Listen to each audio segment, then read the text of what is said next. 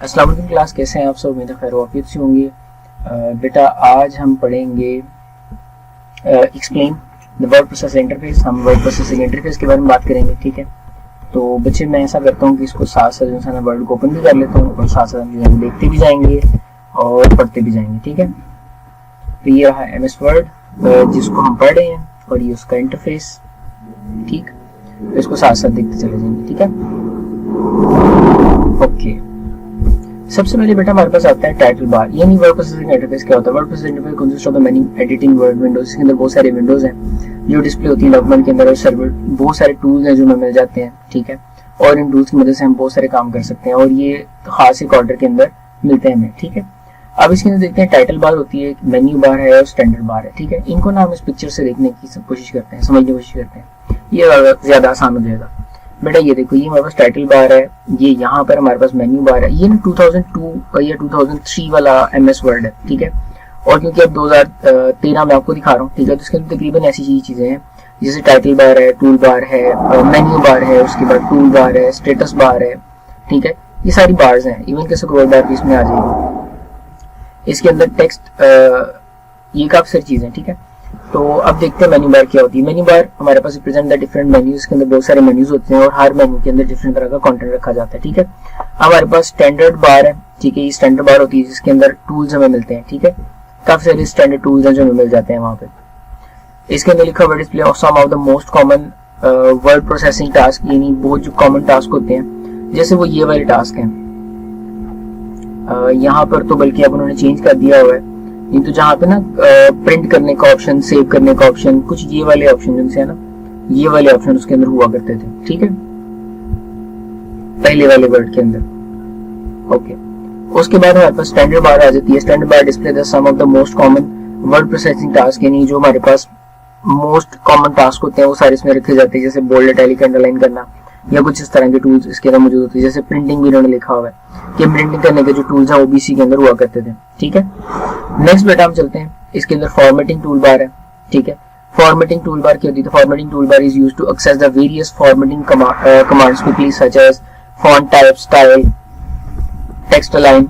जैसे ये वाले टूल्स उनसे, जैसे फॉन्ट कौन सा रखा जाएगा, टेक्स्ट को अलाइन किस तरह से किया जाएगा, जैसे ये अलाइन, देख रहे ये लिखा हुआ है अलाइन लेफ्ट, अलाइन सेंटर या फिर अलाइन राइट, ठीक है। ये अलाइनिंग के जो टूल्स हैं वो इसके अंदर मौजूद होते हैं फॉर्मेटिंग बार के अंदर, टूल बार में। नेक्स्ट हमारे पास स्टेटस बार आ जाती है। स्टेटस बार नीचे मौजूद होती है हमारे वर्ड प्रोसेसर में। Status bar is a horizontal area at the bottom of the document.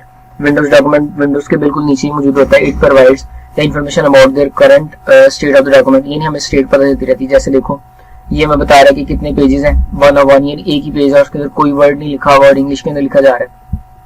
अब मैं यहाँ पे कुछ लिख देता हूँ, all is one, all in academy लिख देते हैं। मैंने वर्ड लिखा तो उसने बताया कि ये एक वर्ड जो है ना इसके अंदर लिखा हुआ है, ठीक है, यानी एक पेज के अंदर एक वर्ड लिखा हुआ है। डन। अगर मैं एक और वर्ड लिख देता हूँ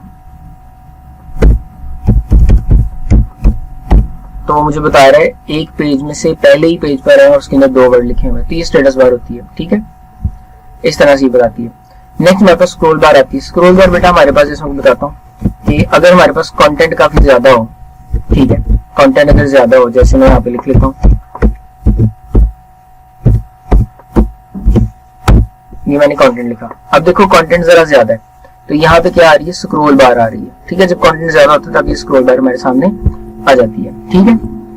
ओके, नेक्स्ट हमारे पास रूलर्स हैं। रूलर्स बेटा ये हमें ना एज पर रिक्वायरमेंट, यहाँ पे ना रूलर आ रहे होते थे काफी अर्सा पहले, लेकिन यहाँ पे भी होते हैं वैसे, शायद लेआउट में होंगे या कहीं पे होंगे वैसे।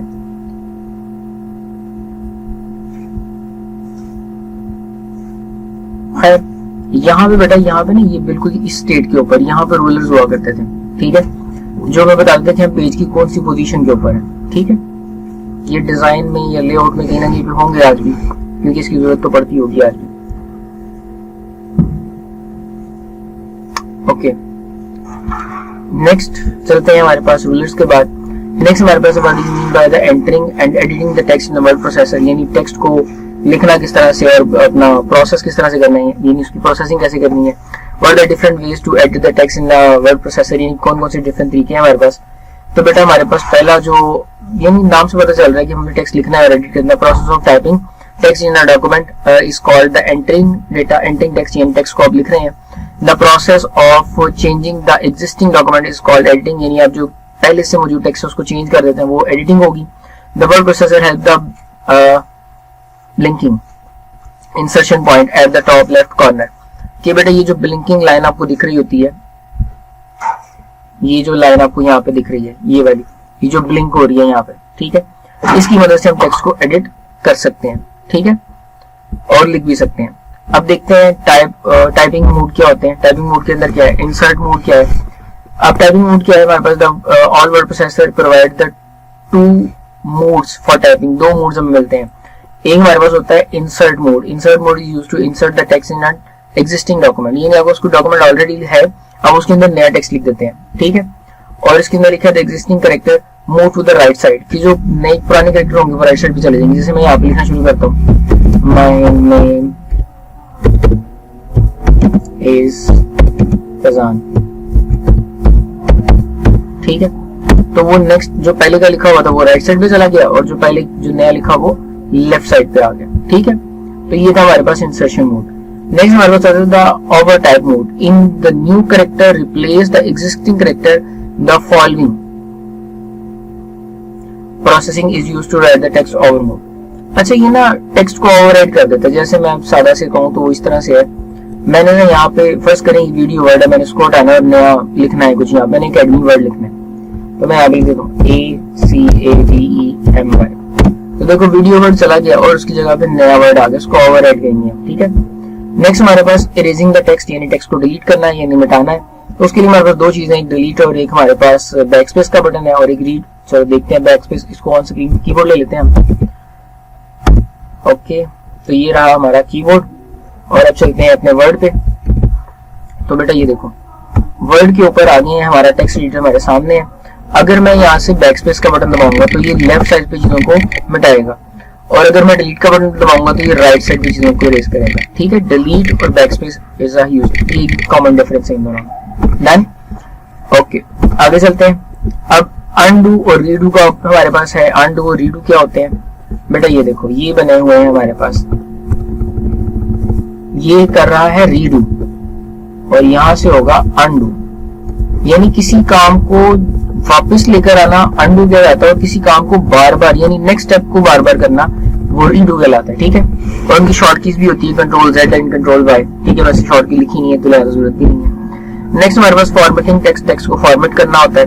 वो क्या है, changing the appearance of the text, text की अपीयरेंस चीज की जा सकती है, उसके अंदर पिक्चर्स लगाई जा सकती हैं, उसके लेआउट को चेंज किया जा सकता है। तो ये सारे काम छोटे छोटे से किए जा सकते हैं। जैसे देखो ये मैंने टेक्स्ट सेलेक्ट किया, टेक्स्ट सेलेक्ट करके मैं उसका डिजाइन चेंज कर सकता हूँ, यानी फॉर्मेट इसका बदल सकता हूँ, ये मैंने चेंज कर दिया, ठीक है, इस तरह से। तो ये कई सारे छोटे मोटे काम है जो हम कर सकते हैं इसके अंदर, छोटे मोटे नहीं काफी सारे काम कर सकते हैं।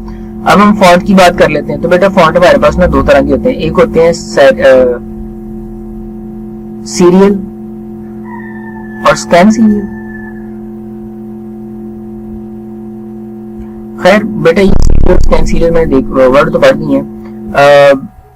यहाँ पे ना जो मॉडर्न वर्ड है उसके अंदर 2 तरह की चीजें आती हैं, वैसे ये बुक में नहीं है, मैं बुक के अलावा को जनरल कर लूँ। टेक्स्ट बेटा 2 तरह का होता है, एक होता है सेरिफ और एक होता है सैन सेरिफ, ठीक है। सेरिफ वो होता है जिसके अंदर एजेस होते हैं, जैसे ये देखो ये जो टेक्स्ट लिखा है ना ये सारा सेरिफ लिखा हुआ है, हर एक जगह पे ना एज बना हुआ है, ठीक है, नोके बनी हुई है। जैसे ये टी को देखो, टी ज्यादा बेहतर तरह से नजर आ रहा है, टी के हर कॉर्नर के ऊपर एक नोक बनी हुई, इसको कहते हैं सेरिफ। और ऐसा टेक्स्ट जैसे जिसमें देखो कोई नोक नहीं बनी, उसको सैन सेरिफ कहते हैं, ठीक है। तो ये हमारे 2 तरह के टेक्स्ट होते हैं। अब इन्होंने सीरियल लिखा हुआ है, the appearance of the text in a document is the font and typeface. Font are used to make the text of the different style and size. यानी स्टाइल और साइज हम इसमें चेंज करते हैं। There are the 2 general categories of font. अब 2 हमने category बताई है, एक सीरियल बताई है और एक स्कैन सीरियल बताई है।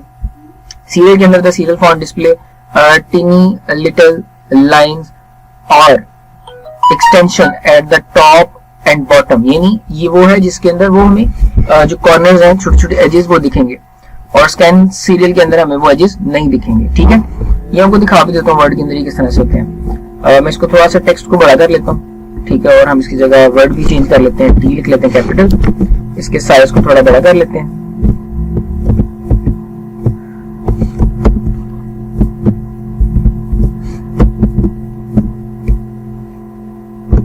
अब ये देखो, ये हमारे पास क्या है, सैन्स सेरिफ है। अब इसे सेरिफ में कन्वर्ट करके देखते हैं, टाइम नहीं होगा। तो ये है हमारे पास सेरिफ। ठीक है, तो ये दो तरह से हमारे पास टेक्स्ट आ जाता है। ठीक है, अब इधर एक और टी लिखते हैं ना, कैपिटल टी, तो आपको मेजर डिफरेंस दिखेगा। कैलिब्री में तो ये देखो, ये रहा, इसको कहेंगे सेरिफ और इसको कहेंगे सैन सेरिफ। ठीक है, दो तरह का हमारे पास टेक्स्ट आता है। ठीक है,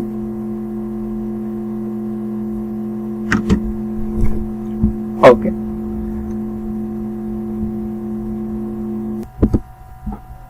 ओके बेटा आगे चलते हैं।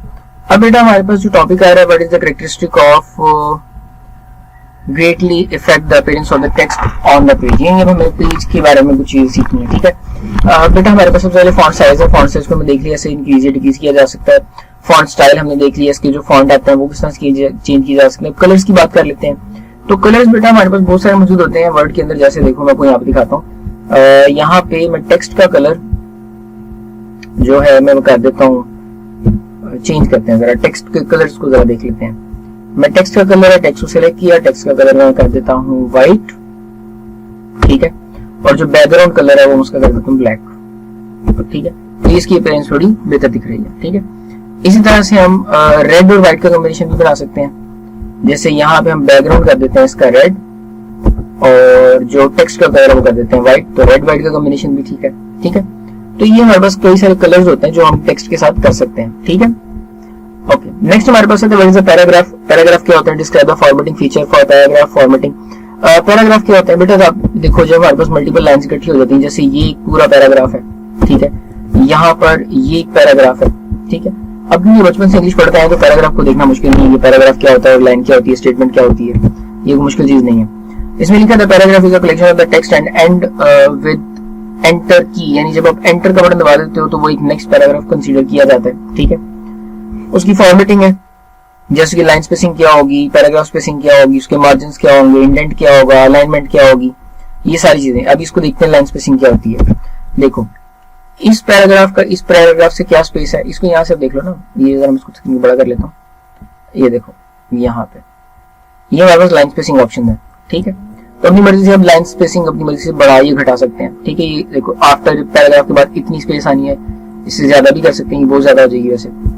ये देखो पैराग्राफ के बाद आने वाली स्पेस किस तरह से होगी, मैनेज होगी। ठीक है, और उसके बाद लाइन स्पेसिंग होती है हमारे पास, ये वाली लाइन स्पेसिंग है, एक लाइन का दूसरी लाइन से कितना स्पेस होगा।